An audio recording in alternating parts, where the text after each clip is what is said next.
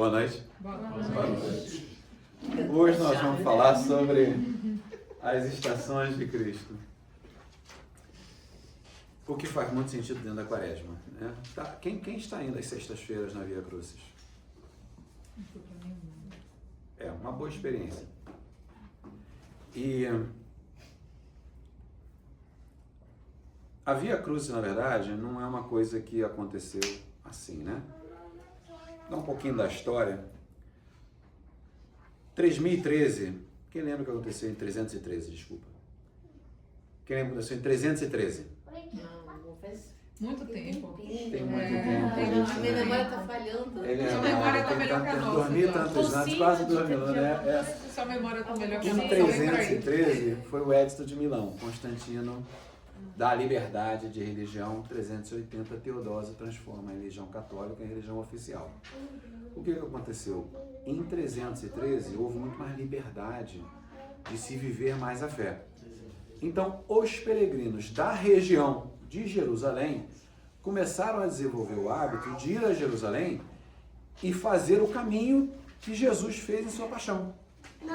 Então eles iam no pretório, onde houve toda a acusação e a decisão, caminhavam pelo caminho até o Calvário, iam até o Calvário, depois iam até o Santo Sepulcro e paravam no caminho e rezavam, liam o Evangelho. Então começou a se desenvolver o que eles começaram a chamar de Via Dolorosa. Os peregrinos começaram a seguir a paixão de Cristo. Não existiam estações, não existia definição, era simplesmente um exercício de peregrinação que muitos faziam e a muitos agradavam. Século XIII, quando começam as... Mas era muito local, ou de quem peregrinava para a Terra Santa. Lembra que um pouco antes das cruzadas, houve os sedúcidas que começaram a proibir a ida dos peregrinos a Jerusalém, então há uma quebra. E aí começam as cruzadas. Nas cruzadas, os cruzados, quando voltavam para a Europa, começaram a contar a história de que as pessoas faziam essa peregrinação.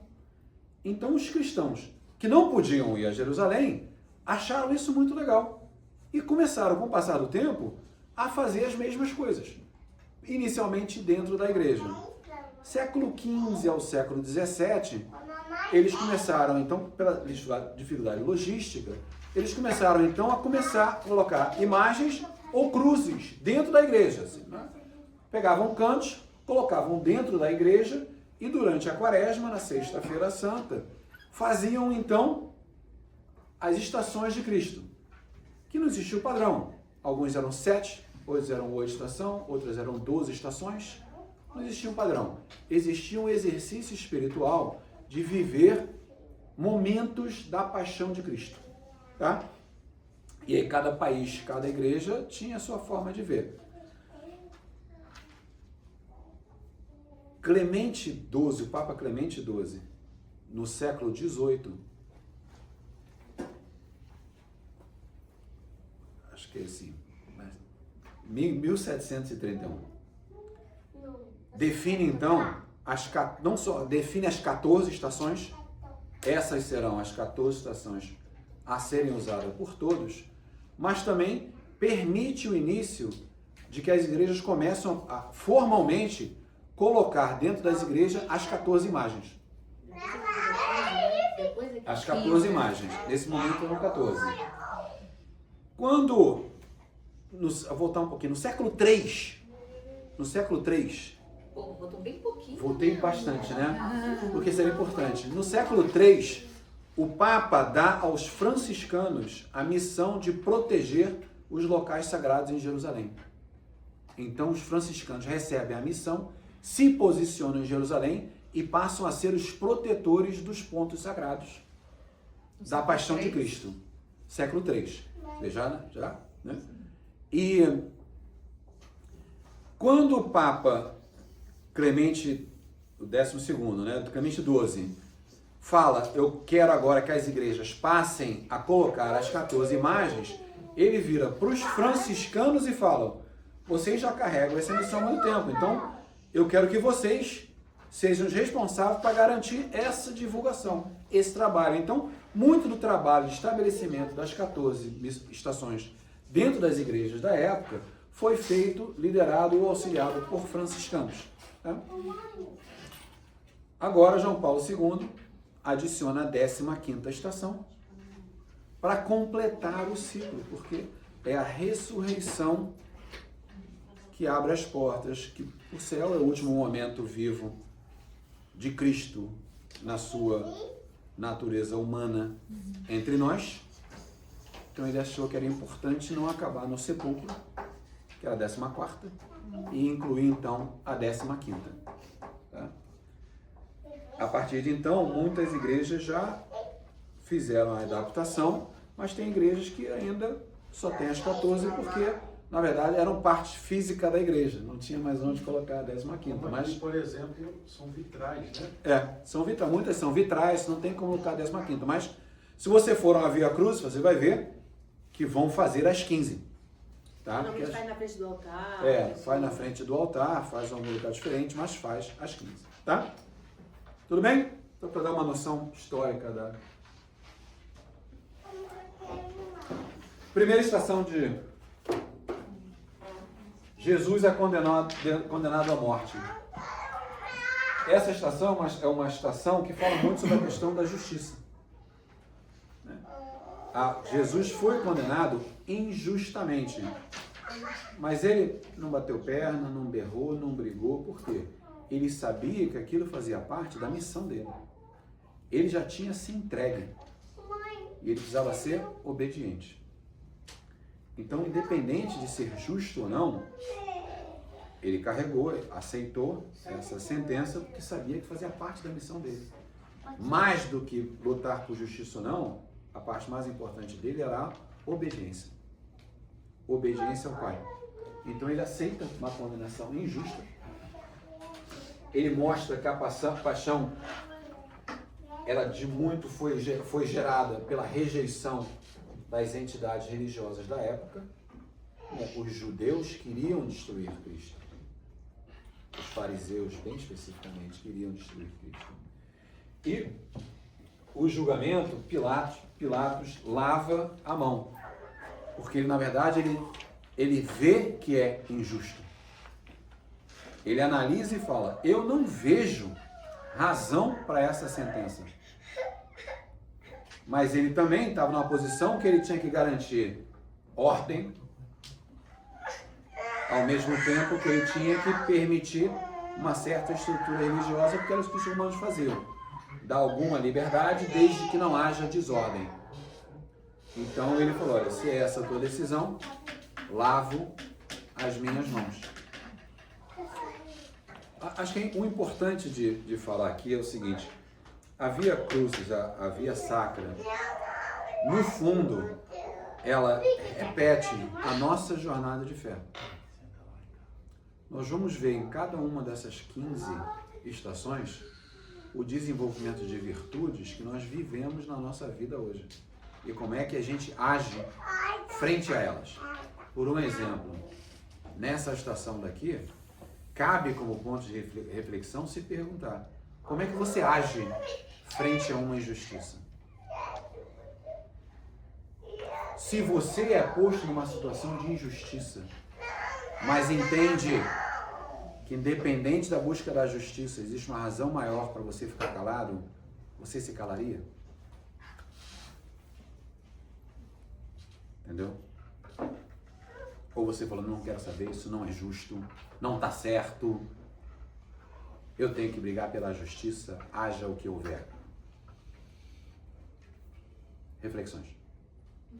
Como é que isso se aplica? A gente se pega nesse dilema o tempo todo. O tempo todo. Como é que isso se aplica na nossa vida? E se aplica, isso pede com que nós mudemos algo na nossa forma de viver? Aí eles estão falando da transformação. Certo? Eu posso fazer uma correlação a essa primeira estação? A gente pode também lembrar dos 40 dias de Jesus no deserto. Lá, Jesus já falou, já negou, as 3 tentativas que Satanás teve de fazer com que ele caísse em tentação, e ele disse não, né, as 3 tentativas. Ali, ele já era um prelúdio, como um preâmbulo, como é que a palavra é prelúdio, né? Do não que ele ia dar para Satanás, que ele estava disposto a cumprir os desígnios de Deus, a obediência, mesmo sabendo que ele teria o fim que ele teve, que seria a morte na cruz. Então é uma correlação. Ali ele já tinha dito o não e o sim para a morte na cruz. Né? Eu queria te perguntar uma coisa. A parte da condenação, né, de Cristo, Herodes, pode me explicar um pouco, assim, por exemplo, igual como que chama os fariseus, o grupo que você falou, Sinédrio? Do Sinédrio. Eles colocavam, tipo, uma claim, tipo assim, enviam uma petição. Aí tem Herodes e Pôncio Pilatos. Quem que tá acima de que? Eu não entendo muito a hierarquia. Herodes era o rei dos judeus, porque os judeus tinham um rei. E Roma manteve Herodes nessa posição porque ele era uma figura-chave para garantir a ordem. Então Roma trabalhava com Herodes por um lado político e trabalhava com o Sinédrio por um lado de lei e organização. Mas mantinha rédea curta. Tanto é que nem Herodes, nem o Sinédrio tinham, os judeus, os fariseus, tinham o poder de matar ninguém. Quem tinha que mandar matar eram os romanos. Por isso, de toda a movimentação de fazer com que o Sinédrio, fazer com que Herodes reconhecesse o crime de Jesus, para que Herodes influenciasse Roma a dar uma pena de morte. A morte de João Batista não foi Herodes que mandou? Que é por causa do casamento. Mas, qual que é o Mas ele podia mandar, desculpa, ele podia mandar matar. Herodes podia, o Sinédrio não.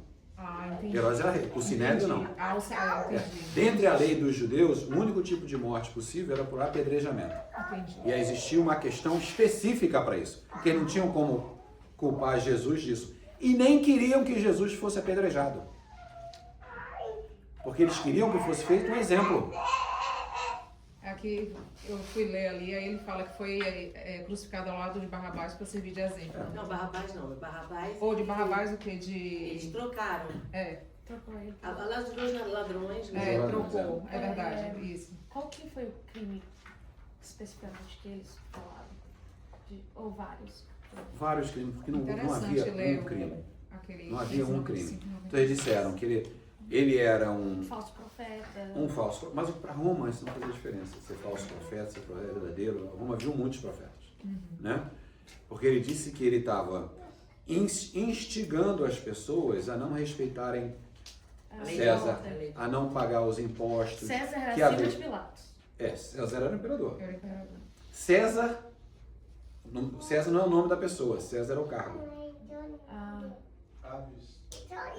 César é o cargo. É o Kaiser, é o rei. César, Kaiser, rei. Então, ele naquela época era Tibérios. Tá? Então, eles começam a mostrar o seguinte: se vocês não se livrarem dele, Vocês vão ter vai problema. haver caos. Tumulto Em na havendo cidade. caos, Pilatos pagaria por isso a César. Porque a função de Pilatos é garantir que não houvesse caos. Então eles jogaram com isso. Ele é como se fosse tipo um governador. Governador. Pilatos era o governador. Era governador. Pilatos era o governador. Entendeu? Então eles jogaram com isso, porque eles sabiam que Pilatos não poderia permitir que existisse caos e desordem. Eles usaram muito a questão de Jesus Cristo no templo, quando ele expulsa os mercadores, né, que estavam fazendo aquele Baderna, comércio. né? A baderna. Eles usaram isso muito contra Jesus para, vamos dizer assim, dizer que aquilo ali era um princípio de caos que ele estava causando. Só um exemplo do que poderia acontecer. Segunda estação, Jesus carrega a cruz. O interessante é se olhar essa questão sobre a questão da obediência também. Mas lembrar que a cruz que Jesus carregava era a nossa cruz. Eram os nossos pecados, eram as nossas cruzes. Ele carregou os pecados para permitir que nós tivéssemos a opção de ser salvos. Então ele traz para si todos os pecados, carrega esse peso, um peso consideravelmente grande, né? A cruz, o patíbulo era mais ou menos entre 30 e 40 quilos. Agora você imagina uma pessoa que tinha sido açoitada sangrando na cabeça com a coroa de espinho, tinham batido e tudo. Sem contar que a cruz não era feita prego, era feita sob medida, né? E o corpo da pessoa era Barrabás. Que era maior que Jesus e os braços mais longos. Ele ainda carregou uma cruz mais pesada do que... E sofreu mais para ser colocado na cruz por conta disso. Por conta disso. Então, é interessante entender a questão da visualização e da fé. Normalmente, ninguém carregava a cruz inteira. Então não existe nenhum local, nada escrito que Jesus carregou a cruz. Possivelmente, historicamente falando, teologicamente falando, até pela igreja, ele carregou o patíbulo, aquela parte de cima. Porque a parte de baixo já ficava presa no local da crucificação, eles carregavam só a parte de cima e aquilo que era preso na cruz. Tá? Porém, as imagens que vieram com a arte sacra, era importante que eles colocassem a cruz inteira, porque a cruz era um símbolo. A cruz como cruz era um símbolo. E era importante colocar uma cruz que era muito mais pesada para lembrar as pessoas do peso que ele carregou. O nosso peso. Então, a associação dessas duas coisas faz com que desde cedo, desde as primeiras imagens, mostre Jesus carregando a cruz em si, tá? A cruz inteira, tá? Dentro até como procedimento, até era comum as pessoas serem açoitadas antes de serem crucificadas. Não tanto quanto foi Jesus, porque o que Pilatos tentou foi que ele fosse tão açoitado que eliminassem o resto da pena. Então ele foi açoitado a ponto de ser liberado e ser crucificado, mas acabou crucificado assim mesmo. Mas a coroa de espinho não. A coroa de espinho foi realmente maldade, fazendo chacota dele ser o rei dos judeus. Tá? Isso não tinha precedente. Então nenhum outro mataram outras pessoas. Não existe nenhum outro precedente com coroa de espinho. Com coroa. Açoitado sim, crucificado com certeza. Tá? E que ele carrega a cruz, obediência mais uma vez, ele ensina que a cruz ali, aquela carga, carregar e se livrar dos pecados, faz parte da nossa jornada. Terceira estação, Jesus cai pela primeira vez. Essa terceira estação nos fala sobre a nossa capacidade de levantar. Nesse momento, Jesus vive a fraqueza humana. Não é o corpo divino que fala ali. É o corpo humano. Um corpo que se esgota, um corpo cansado, um corpo sangrado. Um corpo que está sofrendo carregar aquele peso. Ele cai, mas ele levanta. Então é nos lembrar que nós também, na nossa jornada, caímos constantemente. Nós pecamos, nós caímos, mas o importante é se levantar. É buscar a absolvição, é buscar ir para a confissão, é buscar indulgências, é continuar buscando se livrar, se limpar desses pecados. Que essa parte toda, eu vou até falar um pouco mais, mas ele viveu essas limitações e foi capaz de superar através do seu compromisso com sua missão. Então, perseverança, obediência, todas as virtudes. Vamos falando das virtudes que você vai desenvolvendo em cada um desses passos. Mas aqui vai a pergunta pra gente. Como é que a gente reage quando a gente falha a primeira vez? No que você está tentando algo, ou gostaria de algo e falha, como é que você reage a isso? Você realmente levanta ou você abandona? Às vezes desiste, Né? Quarta, amor e dor. Jesus encontra sua mãe. Momento de dor extrema, momento de amor extremo. Maria, desde Simeão, já havia, na apresentação de Jesus ao templo, já havia recebido a mensagem que ela iria sofrer por conta do filho. Que a espada iria transpassar seu coração. Então, ela ali estava vendo acontecer. Então, ao mesmo tempo que ela era mãe, lembra? Ela era mãe, ela era discípula, porque ela estava seguindo a Jesus. Então, ela teve a dor da mãe, mas teve o amor à sua missão. O amor ao sim. Ela sabia o que estava acontecendo, ela sabia que ela tinha se comprometido ao dar o sim. Então ela sabia que aquilo tinha que acontecer, mas ela vivia a dor de mãe. Então esse é o momento marcado por dor, amor e sofrimento compartilhado. Então a pergunta que fica aqui é: quando você está em dor, você compartilha, você vive isso sozinho? Quando alguém perto de você está em dor, você age com amor e solidariedade e suporte? Ou você cuida da sua vida? Porque a nossa missão é cuidar do irmão. Sermos santos e amar a Deus. Faz parte disso amar ao próximo. Então, na medida que você vê alguém em sofrimento e entende a sua missão, você age como Maria ou você se fecha e cuida da sua própria vida? Reflexões para a nossa vida. Quinta estação. Simão, o Cirineu, ajuda Jesus. Ajuda Jesus inicialmente forçado, mais ou menos porque ele não era escravo. Mas ele ajuda Jesus a carregar aquele peso. Então aqui nós estamos falando de solidariedade. Na medida em que Deus te chama a ajudar, como é que você responde a isso? Porque aqui, inclusive, Simão era um cirineu. Cirene é uma região no norte da África, onde fica a Líbia hoje. E ele, com certeza, estava lá por conta da Páscoa. Então você vê como as pessoas vinham de longe para viver aquela Páscoa. Então você vê aí uma pessoa totalmente estranha, que possivelmente não tinha ouvido falar de Jesus Cristo. Ele chegou para a Páscoa, possivelmente, não sabemos, que vai ali e ajuda Jesus a carregar aquele peso. E Jesus permite. É forçado pelos policiais a ajudar. O Romanos o chama e fala, ajuda a carregar. Porque aquele campeonato, Jesus estava tendo muita dificuldade de carregar a cruz.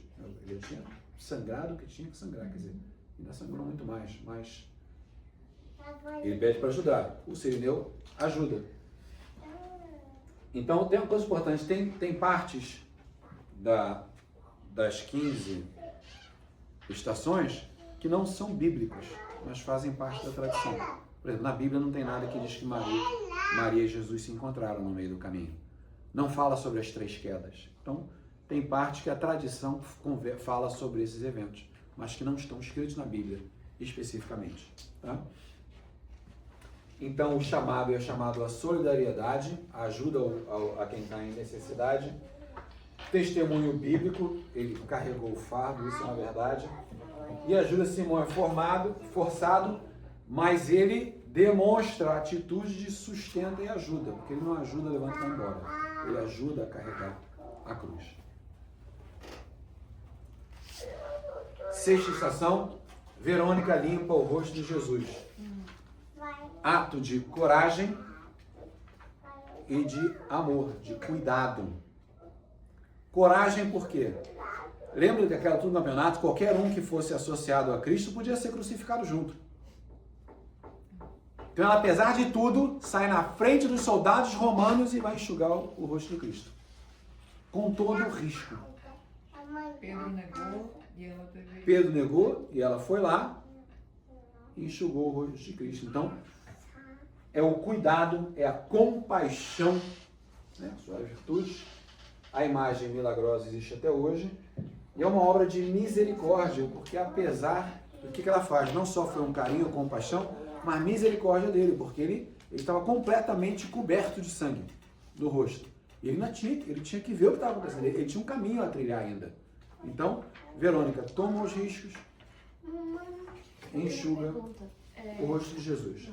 Na minha cidade, né, no Brasil era muito tradição quando tinha a sexta-feira, que aí tinha a Verônica abria e veio abrir um pergaminho e começa a cantar. Essa parte aconteceu? Não. Isso faz parte desse momento da tradição. Muitas músicas foram associadas a eventos para facilitar a memorização dos ensinamentos. Então, a música foi também um instrumento pedagógico. E para facilitar, assim como a oração, as eclesiásticas, as palavras são muito escolhidas, por quê? Porque tem gente que não sabia orar. Mas a igreja sabia da importância de orar. Então, deixa eu facilitar a tua vida, deixa eu te dar a oração. Decora essa oração, porque o que você está fazendo é um chamado divino. Pela estrutura do que está sendo dito, é um chamado divino. Então, para que ninguém ficasse tentando adivinhar ou não fizesse porque não se sente confortável, a igreja deu orações. E depois começou a ensinar que a oração, na verdade, é um diálogo de amor. Contanto que você converse, não faz diferença o que você fala. Quer dizer, desde que você não profane, né? Mas antes você fez a referência ali do 2447, né, do catecismo, aí faz a ligação da caridade de Verônica, né, com a parte de visitar os presos, tudo dessa caridade, né? Exatamente. Essa é a parte da caridade, que é uma das 3 virtudes teologais. Eu posso até complementar que não existe assim, porque parece que é um gesto assim de Verônica muito pequenininho, né? Ela colocar, mas não existe um gesto pequeno, porque ela sabia que ela não ia mudar os acontecimentos, O risco que ela corria. É o risco que ela corria, mas foi um gesto de caridade. E aí, o que nos leva? Por menor que sejam nossos gestos, se a gente for caridoso com o próximo, a gente, de certa forma, está enxugando o rosto de Cristo. É uma associação nas pequenas coisas, que a gente pode levar também para a Santa Teresinha do Menino Jesus na Pequena Via, que ela descobriu isso. Os pequenos gestos de amor, a gente está fazendo para Cristo. Aí fala de dar água a quem tem sede, dar comida a quem tem fome. Quantos A quilômetros que era o projeto? Eu acho que são 150 metros, eu acho. É percurso, Não é. percurso. Eu vou até olhar com calma isso. Não é reto, acho que é de caminhos. Eu nunca vi. Mas Eu ia não é um caminho na simples, Pagueta, é apedrejado, não é. Porque é a subida até o Calvário, né? Tem a descida dolorosa e a subida até o Calvário. Que inclusive dizem que Calvário, o Gálgota, né? Foi o local onde Adão foi sepultado. Acho que tem alguma coisa assim, eu tenho que pesquisar um pouco mais, mas se não me engano tem uma coisa assim também. Que o local da crucificação tem mais presença da nossa história. Eu vou olhar isso, depois eu confirmo, tá? Porque tem coisa que você estuda, esquece, né? Mas... Sétima estação, Jesus cai pela segunda vez. Perseverança é a palavra-chave aqui. Caiu uma vez, não significa que não vai cair a segunda. Com certeza vai cair a segunda, terceira, quarta, quinta, 15ª, 20ª, 1500. Para isso a gente Mas tem o levanta. sacramento da reconciliação. Mas levanta. Levanta. Aqui ele já está começando a bater o esgotamento crescente.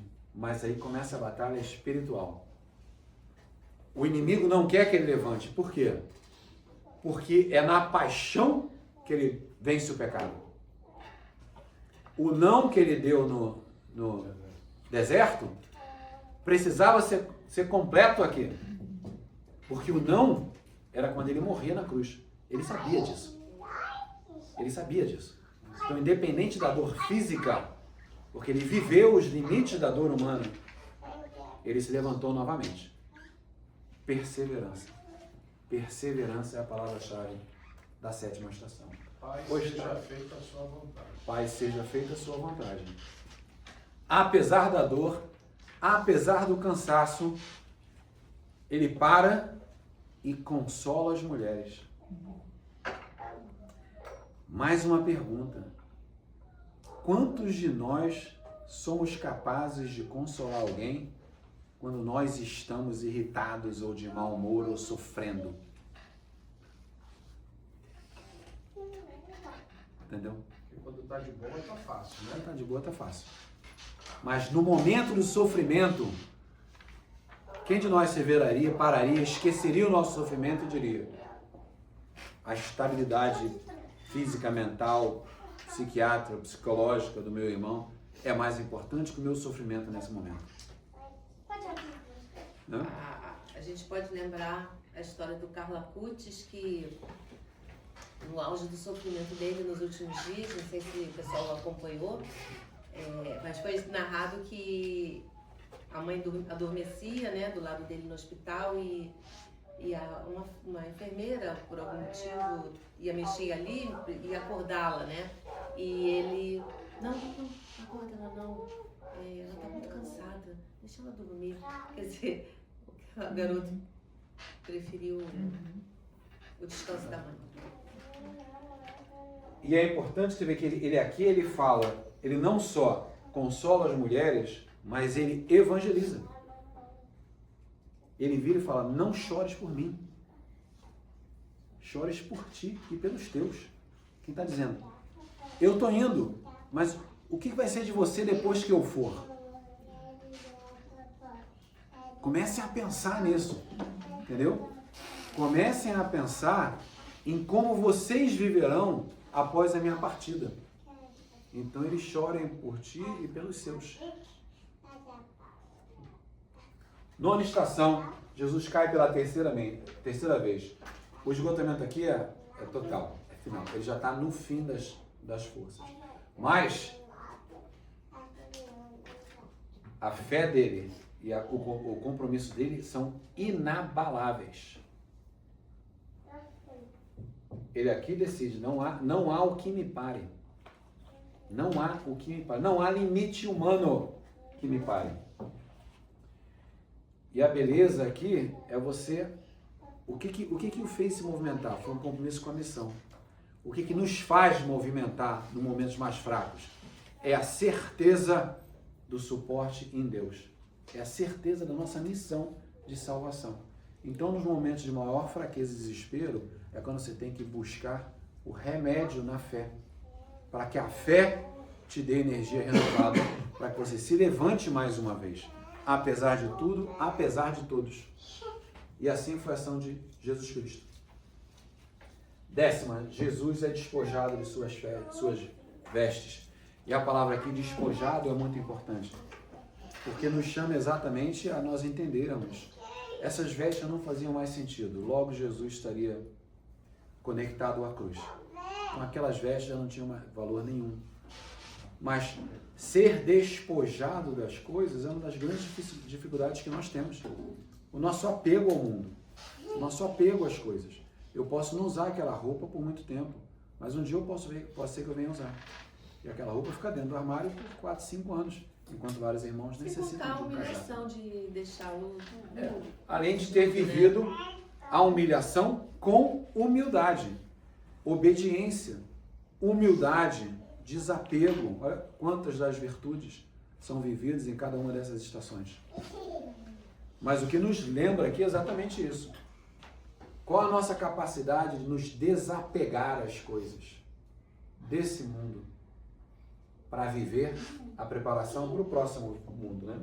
E aí, na Escritura fala sobre a divisão das roupas e fala sobre as profecias que as roupas não seriam rasgadas, que são cumpridas, né? 11ª estação. Jesus é pregado à cruz. Nesse momento, quando diz que as roupas não faziam mais sentido, porque a cruz passa a ser a roupa de Cristo. A cruz e Cristo se tornam um corpo só. E é por isso da importância da cruz com Cristo. É isso que eu ia falar, que os protestantes falam, né? Eles tiram, eles tiram. A cruz sem Cristo é a fé sem sofrimento. Para nós, a fé e as obras estão ligadas.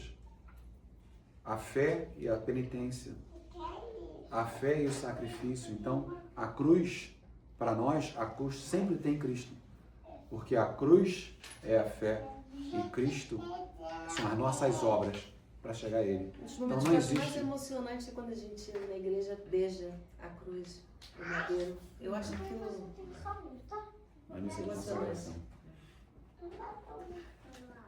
Então, esse é o momento de entrega total. E a palavra-chave desse momento qual é? que acontece quando ele é pregado à cruz? O que Jesus fala?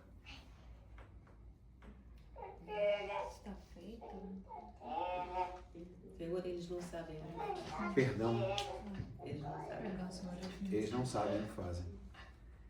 Então, no momento de maior sofrimento, ele perdoa. Olha a capacidade de amar demonstrado naquele momento. E aqui é quando ele fala o telestete, né? Quer dizer, seja cumprido, está cumprido. Que na verdade, telestete vem de teleo, que é cumprir por completo. Então, quando uma pessoa sanava uma dívida naquela época, esse era o termo usado, telestete. Quer dizer, sanei a dívida. E é isso que Cristo fala. Sanei a dívida do mundo. A dívida está paga.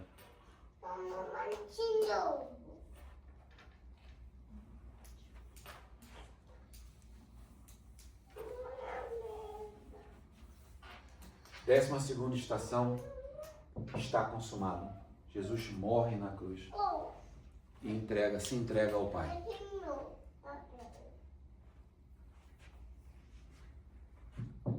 É a vitória contra o pecado e contra a morte, que vai então na ressurreição ser definida. Nesse momento ele abre as portas para a eternidade. Ele desce à rede, né, ao inferno. 3 dias, nós rezamos no credo. Jesus é retirado da cruz. Aqui nós vamos ver, possivelmente, para quem vê o The Chosen, a volta de Nicodemos, né? 2 pessoas foram muito importantes nesse momento. Mas a gente Que tomaram- ainda não teve essa parte. Não, que tomaram um grande risco. Olha só o risco. José de Arimateia. Tanto José de Arimateia quanto Nicodemos faziam parte do Sinédrio. Eles, como parte do Sinédrio, olha só, parte do Sinédrio, vão a Pilatos, porque eles tinham influência por serem parte do Sinédrio, e pedem o corpo de Cristo. Eles se indispõem com os judeus e com os romanos. Olha o risco que os dois correram. E além disso, trazem para cuidar do corpo de Cristo linho, mirra e aloés. O que são as mirra e aloé? Né? Mirra é uma resina de cheiro forte que era usado para ajudar no processo da decomposição, de decomposição. E a aloé era uma resina de árvore que reduzia o cheiro, o odor. Então, com isso, os corpos não fediam tanto. Só que uma coisa é você trazer 300 gramas de aloé e 300 gramas de mirra. Eles trouxeram 30 quilos.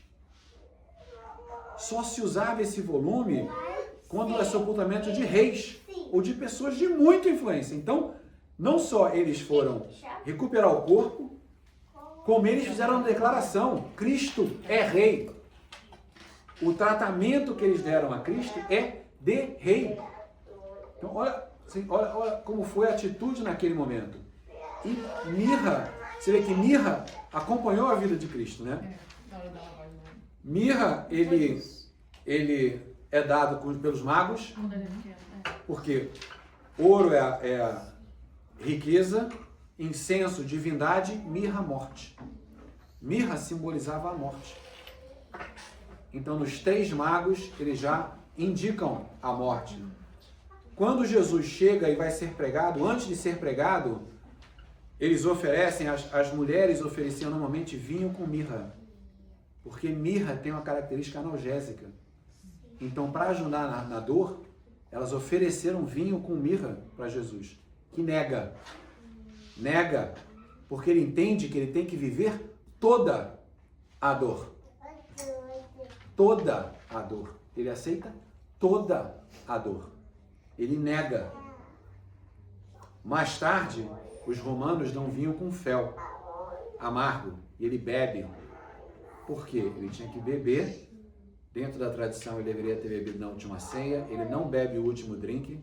Ele completa a última ceia quando bebe o último gole na cruz e morre. Na hora que Maria lava o pé dele também, é com mirra ali? Não. Perfume mesmo. É perfume mesmo. Perfume caro. Perfume caro, É. mas é perfume. Mas não é mirra. Mas você vê o significado de Mirra todas no as ações. nascimento e na morte. Ele bebe o vinho e se entrega. Maravilha, vinagre. Vinho com vinagre. E é aqui que ele fala, entrega o seu corpo. Jesus então é sepultado, José de Arimateia e Nicodemos fazem todo o processo. Nesse momento, esse é o momento de elo entre o divino, o homem e o divino. Ali começa a movimentação do divino, porque quando Jesus volta na ressurreição, ele já volta glorificado. Então, se você olhar nos debates, você vai ver que a igreja, no final, ela entende como o último momento do homem, Cristo, na terra, é na ascensão dos 40 dias.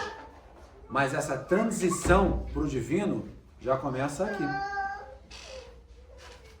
Porque daqui ele desce os 3 dias e vai ao inferno, recupera as chaves do inferno, abre o céu, tudo que aconteceu no silêncio do sábado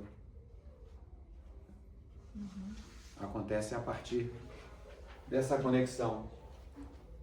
Elo entre o Cristo passível e ressuscitado glorioso. Até aquele momento, ele aceita totalmente a sua missão passivelmente. Vive, sofre, aceita e morre. E a partir então do ano 2000, João Paulo II adiciona a ressurreição como a 15ª estação para reconhecer que a ressurreição é a verdade culminante da nossa fé, transmitida como fundamental pela tradição. Essa ressurreição, que inclusive é o único caso de religião, nós podemos dizer que quem se diz Deus voltou. Existem vários documentos, várias escrituras comprovando a ressurreição também. Eu não sei se vocês já viram, é muito comum você ver no Instagram, tudo que fala assim, fulano de tal, que todo mundo acredita que viveu, 7 documentos comprovando. Aristóteles, 15 documentos comprovando. Júlio César, comprovando a existência De quê? dessas pessoas. Júlio César, 15 documentos que encontraram, que comprovam sua existência. Jesus Cristo, 25 mil. Nossa. E há quem diga que não existiu, que é história bíblica, né? Quem não quer acreditar, tem que esperar o querigma, né? O momento do toque. Então, na ressurreição, renova a nossa esperança no sentido completo da via sacra. Lembrando, a via sacra é refletida também na nossa história de salvação. É a nossa via sacra. Por isso da importância de entender as virtudes de cada uma das estações e viver essas virtudes, que essas virtudes nos levam à ressurreição, que é o nascimento em Cristo na vida eterna, ou nos levam ao batismo, que é a nossa primeira ressurreição, que é o nascimento dentro do corpo místico de Cristo da igreja, a igreja fundada por ele e o início da nossa salvação. Tranquilo? Alguma pergunta? É difícil, né? Alguma pergunta depois disso que é difícil vir. Tem alguma forma correta de fazer essas orações na via sacra? Por isso que eu aconselho aí, sexta-feira, tenta aí, pega qualquer igreja, vai ter via sacra na sexta-feira. A tradição é que haja na sexta-feira nas igrejas. E até existem algumas igrejas que fazem na quinta-feira também. Mas até porque tem... Aqui estão fazendo dessa. Estão fazendo sexta, né? todas as sextas-feiras. É uma experiência legal. Então, cada estação, há a leitura, há um canto, há uma reza, A E aí, música. a música e tem a movimentação de estação para estação. E para você completar a Via Sacra, você tem que caminhar, é uma procissão. Mas acaba sendo dentro da igreja, então não é uma procissão longa. Literalmente você levanta de um banco, anda até o banco, ajoelha, reza. Mas é bonito. Tem hora de ajoelhar, hora de levantar, é tudo sincronizado. Existe um ritual, a Via Sacra tem um ritual. Mas é fácil aprender e acompanhar, né, gente? Eduardo, esse negócio aqui passa pro pessoal. É padrinho da Crisma? Padrinho da Crisma, é. Aqui fala que é padrinho do batismo, mas não é, né? Há quem vá ser batizado.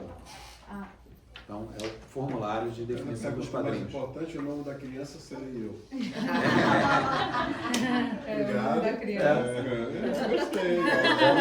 Carlão, Só para deixar claro. a parte do mais de 16 coloca não, viu? Tem que entregar até quando? Eu nem cheguei tão longe, eu fiquei Tá só escrito. criança. Aí foi. É, 28 de abril. Ah, tá. Gente, entregando até 28 de abril. Ok? Nós temos mais uma aula. E aí saímos da fase da Vai acabar? purificação. 7 anos.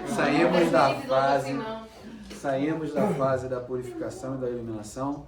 E aí vamos entrar na última fase do OCIE, que é a mistagogia, que é a preparação para pós-OCIE. Então nós vamos estar mais enfocados. Então, a primeira parte, o pré-catecumenato e o catecumenato, foi a fundação para a quaresma. A quaresma, reflexão do que foi aprendido e purificação e cura. A paixão, que é o ápice. E aí agora? Como é que começa agora o andamento ao domingo de Ramos, antes que seja queimado na quarta-feira de cinzas, né? Aquele ciclo que vai seguir o calendário litúrgico. Né? Mais nenhuma pergunta? Vamos levantar para oração?